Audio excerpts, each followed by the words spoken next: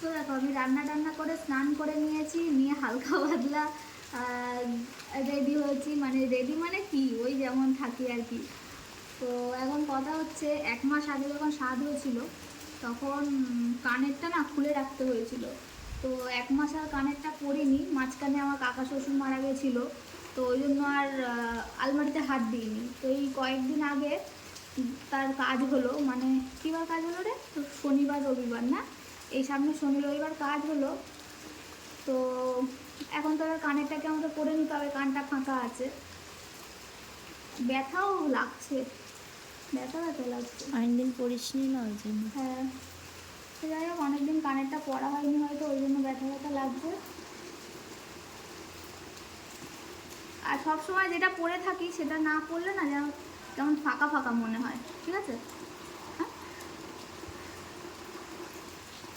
এবার খাওয়া দাওয়া করবো, দুপুরে স্নান রান্না মোটামুটি সব কমপ্লিট হয়ে গেছে।